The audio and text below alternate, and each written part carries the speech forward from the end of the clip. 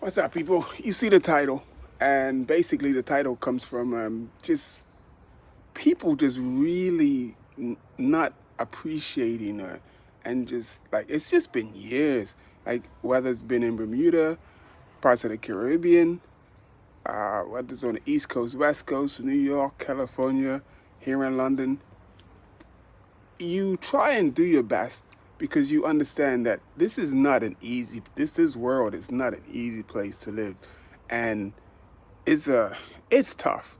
Things are costly, things are expensive. I get that. And all I've ever done was while working in this business was to try and help people to because this is bikes and biking is the sport is expensive. If you're just using it for transport, it can get expensive. And like my thing is to just try to help people, like so that they can still experience the joy of biking, what it's like to be able to just do how you need when you need. So in LA, we were in Lamar Park. We were in Crenshaw. It was a black owned bike shop in the black community, and the hardest customer was the customer that looked like me. You'd explain everything to the person, and at the end of the day, more times than often, they want to pay less than what you actually got the stuff for.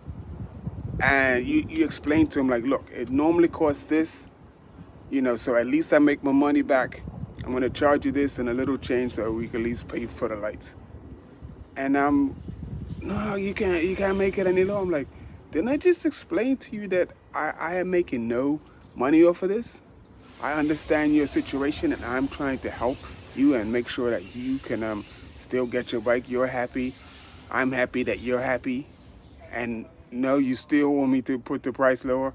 It's just crazy. It's just crazy. So the whole reason I'm making this post is because this morning I had a young man, and I could see the young man is not doing the best. He's part of that life. And I've talked to him like, yo, you gotta do better. So basically, he was due to pay for his like fix the flat and stuff. So I'm just helping out a buddy, and because he's on vacation. So I fixed his flat tire for him. So what my buddy does is if people can't pay cash, they can pay via bank transfer. So like some customers have the bank details of my of the guy who owns the shops. They have his bank details. So basically, he comes to me like, this is how much the flat tire costs. This is to fix a flat. Okay, so he knows how much it costs because he's been there a couple of times to get his flat fixed. And in the process, right, as he's coming up, I was like, I beg you, boss, can you do it for £10? I'm like, no, I can't do it for £10. You know the price. And our price is not, way higher than anyone else's. Our price is actually lower than most bike shops in London, in the UK. And so I'm like, no, you know the price, it's £15. And so I didn't say anything. So I thought he got the message. So I'm fixing it for him. And then in the process, he says, oh, I done the transfer. So I said, okay, cool, you done the transfer. So just as I'm about to finish, they said, let me ask, how much did you transfer? Because I remember saying him saying £10, and I didn't respond to him. So I transferred £10. And I gave him a bit of a grilling. It's like, dude, you're a grown man. As men, we get used to being told no. And no, I told you no. You couldn't. And I explained to you, no, you can't have that this for £10.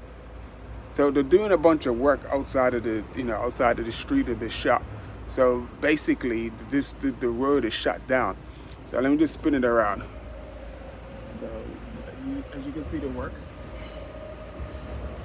there's no traffic.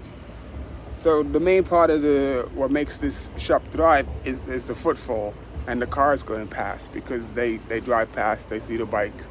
So people, oh, so I could go there and get my bike. So we have been dead. So like to try to give people, like I mean, still give people breaks and stuff, still give people, and to do it, it hurts right now. So back to the story of the young man.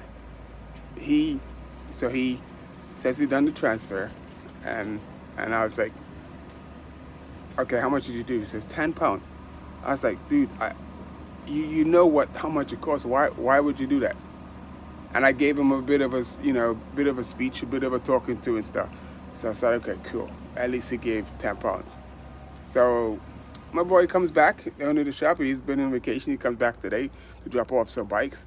And then I said, could you check the bank thing to see if you just got a £10 thing? Because something is telling me that he didn't do it. Like so he checks it.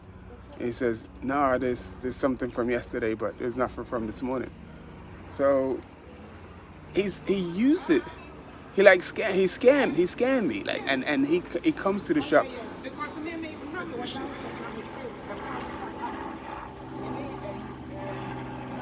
I'm sorry. Some people just talk on their phones as loud as they can. That's another thing. We'll talk about that another time. So, but he basically scammed me and the shop. Like, so he just said he'd done it.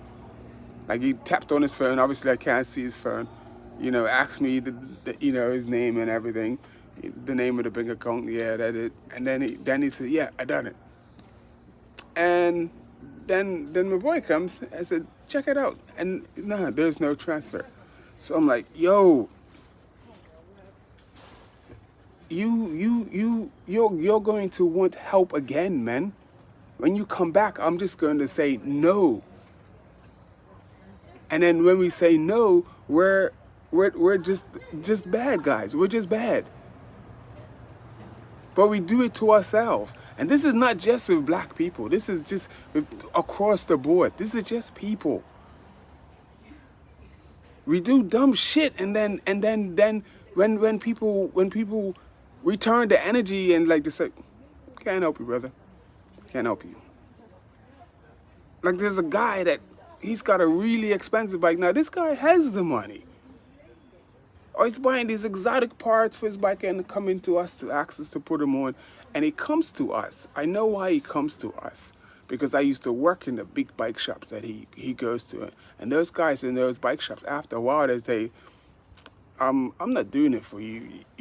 I'm not messing with that. So he comes here because he takes advantage. Like he'll like bring these exotic parts where it should be like, premium labor charges to put this stuff on because it's brand new, hasn't been put on before, and that's what it costs. His bike is nice. It's really expensive. All the parts he puts on there are top-notch expensive. He's got the best of everything, but then we do something for him, and he's like, oh.